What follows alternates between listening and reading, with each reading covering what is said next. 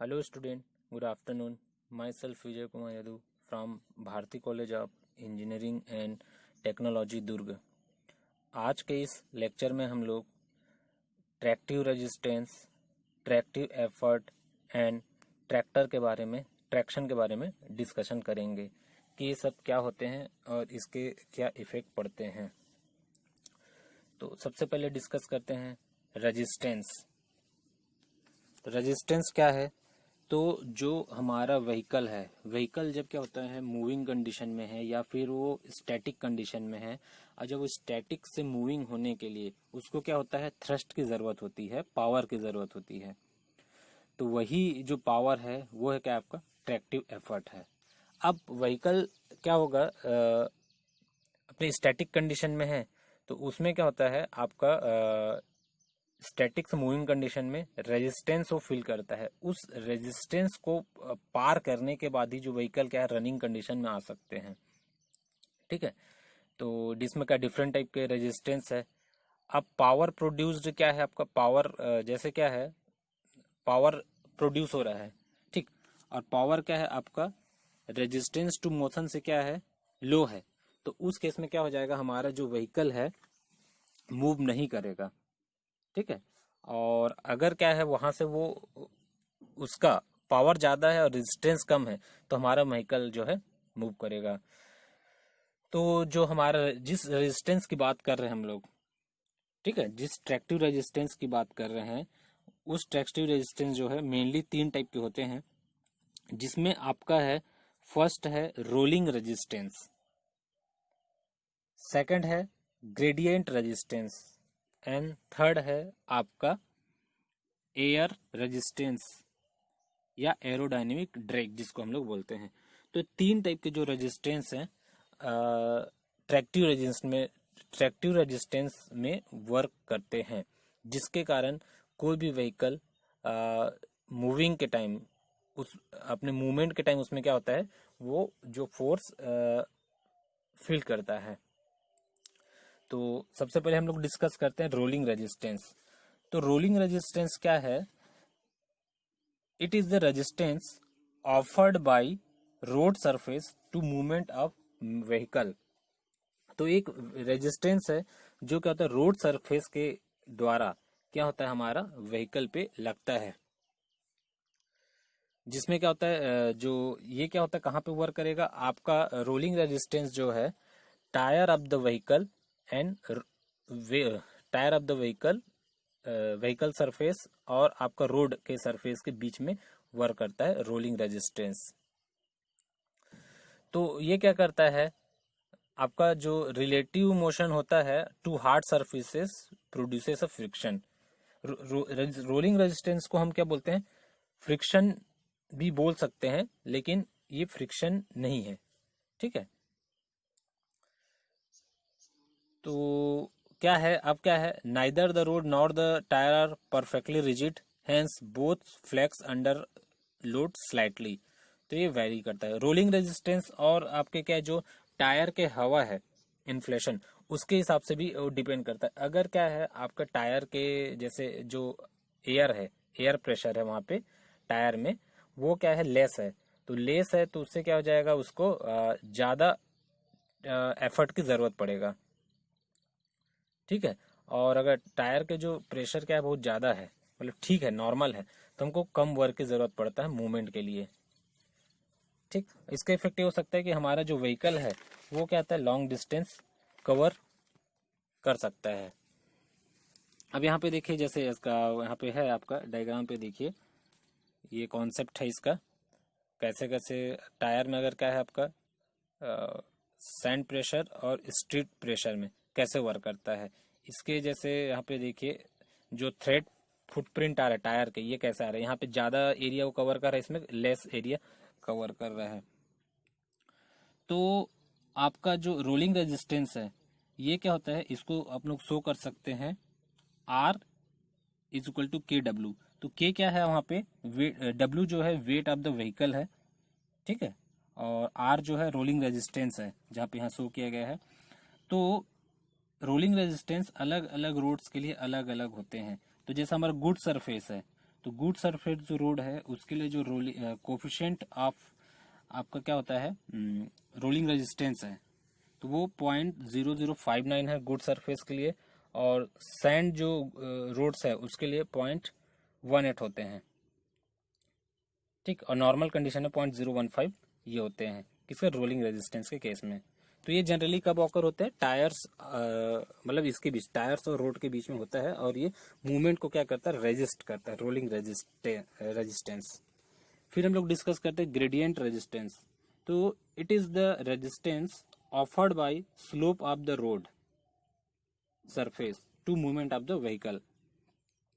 तो ये आपका क्या होता है, जब हमारा व्हीकल क्या है, अप हिल हो रहा है या डाउन हिल हो रहा है, तो इसके कारण क्या होता है, इसमें वेट लगेगा, ठीक है। वेट के कारण क्या होता है, इसमें जो हमारा वेट का क्या होगा, वेट टू डायरेक्शन में लगेगा क्योंकि इंक्लाइंड उसमें है सरफेस में, तो एक उसका जो होगा कॉस थीटा हो जाएगा, और एक उसका जो क्या हो जाएगा, साइन थीटा हो जाएगा। तो जो डब्ल्यू साइन थीटा स्लोप में वर्क करेगा अगेंस्ट द स्लोप, तो इस कारण क्या होता है, थीटा क्या वहां पे जो एंगल है, ठीक है, इंक्लिनेशन एंगल, तो ये क्या हो जाएगा, one perpendicular to the road surface है, और क्या होता है, एक the another the along the road surface with a value of, तो जो डब्ल्यू साइन थीटा है यही क्या करता है, रिस्ट्रिक्ट द मोशन, व्हीकल के मोशन को रिस्ट्रिक्ट करने की कोशिश करता है। तो ये होता है हमारा ग्रेडियंट रेजिस्टेंस, ठीक है। ग्रेडियंट रेजिस्टेंस में क्या होता है, इस कारण क्या होता है, opposing the forwarding of vehicle, it is the force opposing the forward motion of the vehicle up a gradient. तो ये हो गया हमारा क्या, ग्रेडियंट रेजिस्टेंस के बारे में। अब हम लोग डिस्कस करते हैं एयर रेजिस्टेंस या एरोडायनेमिक ड्रैग, ये क्या होता है।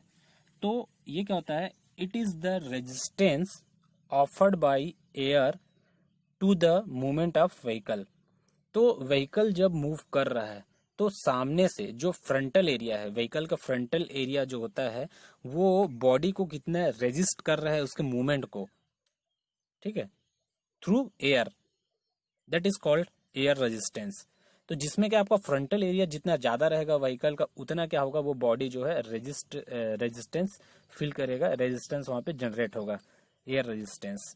तो जैसा कि एग्जांपल हमारे जो कार्स हैं या जो और कार्स है, स्ट्रीमलाइन कार्स हैं, जस्ट लाइक हुंडई हुआ, वरना है, एवरेज कार सेंट्रो है, या फिर ट्रक्स एंड लॉरीज है। तो ट्रक्स एंड लॉरीज का जो क्या है, एयर रेजिस्टेंस बहुत हाई होता है, क्योंकि उसका जो फ्रंटल एरिया क्या होता है, बहुत ज्यादा होता है, ठीक। और आपका जो स्ट्रीमलाइन कार्स हैं वो क्या कि जनरली एरोडायनेमिक शेप में बने होते हैं। तो एरोडायनेमिक शेप में बने होते हैं, इस कारण जो वो एयर रेजिस्टेंस है वो बहुत कम फील करते हैं, और वो इजिली क्या होता है, वो स्पीड ज्यादा, कम टाइम में स्पीड ज्यादा वो कवर कर सकते हैं। लेकिन जो लॉरीज है या ट्रक्स है वो क्या है, फ्रंटल जो रेजिस्टेंस है, ड्रैग फोर्स, उनमें क्या होता है, बहुत ज्यादा लगता है, क्योंकि उनका फ्रंटल एरिया ज्यादा होता है।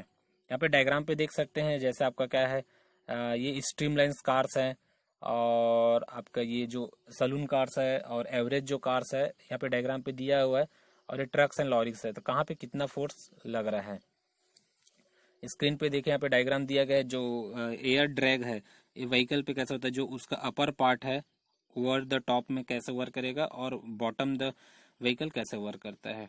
यहाँ पे एक रेसिंग कार का डायग्राम दिया गया है, जिसमें कैसे उसके पार्ट्स होते हैं, कहाँ कहाँ पे कैसे। रेसिंग कार्स जो होते हैं एरोडायनेमिक शेप के बने होते हैं, उनके फ्रंटल एरिया जो होता है, इस कारण वो क्या है, क्योंकि ये जो रेसिंग कार्स है क्या होते हैं, बहुत ही स्पीडली क्या होता है, क्योंकि रेस के लिए बनाए गए हैं और बहुत ज्यादा स्पीड इनको करना होता है, स्पीड गेन करते हैं। तो उस स्पीड को गेन करने के लिए इनके जो शेप है एकदम ऐसा बनाया जाता है कि कम से कम इसमें एयर रेजिस्टेंस फील करे। एरोडायनेमिक लिफ्ट यहाँ पे दिया गया है, ड्रैग जिसमें रेजिस्टेंस है और डायरेक्शन ऑफ द मोशन है। तो ये क्या करेगा, और वहाँ पे कितने जो फोर्सेस हैं जो लगते हैं वहाँ पे किसी भी व्हीकल को, फोर व्हीलर को, उसके बारे में बताया गया है कि क्या क्या है जो उसको व्हीकल को क्या करता है, लिफ्ट करने की कोशिश करता है। तो जो एयर रेजिस्टेंस को हम लोग कैलकुलेट कर सकते हैं। एयर रेजिस्टेंस को शो किया गया आर ए से, और इज इक्वल टू के ए इंटू ए वी। के ए इंटू ए वी। के ए क्या है? के ए कोफिशिएंट ऑफ एयर रेजिस्टेंस है, और ए क्या है? फ्रंटल एरिया ऑफ व्हीकल है, और वी है स्पीड ऑफ द व्हीकल। तो अलग अलग व्हीकल के केस में अलग अलग हमारा यहाँ पे जैसे एक स्ट्रीमलाइन कार है और एक है हमारा नोच कार। तो यहाँ पे देखिए कैसा उसमें इफेक्ट आ रहा है, कितना इफेक्ट आ रहा है उसके बारे में बताया गया है। तो स्ट्रीमलाइन कार्स का जस्ट लाइक आपका हुंडई वर्ना, उसका जो कोफिशिएंट ऑफ एयर रेजिस्टेंस होता है 0.023 होता है। एवरेज कार्स जस्ट लाइक सेंट्रो कार्स, उसका जो आपका वो होता है 0.031 कोफिशिएंट ऑफ एयर फ्रिक्शन। और आपका जो ट्रक्स एंड लॉरीज हैं जिसका फ्रंटल एरिया बहुत ज़्यादा होता है, इस कारण आपका इसका जो कोफिशिएंट ऑफ एयर फ्रिक्शन है वो होता है 0.045। एक ग्राफ के थ्रू यहाँ पे शो किया गया है कि कैसे इसका इफेक्ट होता है, इसको आप लोग देख सकते हैं। ठीक है, तो ये था हमारा ग्रेडियंट रेजिस्टेंस जो किसी भी व्हीकल में लगते हैं while movement of the vehicle. अब हम लोग डिस्कस करते हैं ट्रैक्टिव एफर्ट। तो ट्रैक्टिव एफर्ट क्या होता है? जब हम गाड़ी चलाते हैं तो उसे आगे बढ़ते रहने के लिए जिस एफर्ट या थ्रस्ट की जरूरत होती है, उसे ही हम लोग क्या करते हैं? ट्रैक्टिव एफर्ट के नाम से जानते हैं। और ये जो ट्रैक्टिव एफर्ट में जो पावर कहाँ से दिया जाता है? इंजन के द्वारा दिया जाता है। अगर हमारा रेजिस्टेंस कम है और ट्रैक्टिव एफर्ट क्या रहेगा? ज्यादा रहेगा। ट्रैक्टिव एफर्ट ज्यादा होगा, इस कारण मूव ज्यादा होगा। अगर रेजिस्टेंस ज्यादा है तो ट्रैक्टिव एफर्ट कम हो जाएगा, इस कारण हमारा क्या रहेगा? मूवमेंट लेस हो जाएगा। ठीक है, तो ये हमारा हो गया ट्रैक्टिव एफर्ट के बारे में। अब और हम लोग देखते हैं यहाँ पे क्या है? ट्रैक्शन। तो ट्रैक्शन क्या होता है आपका?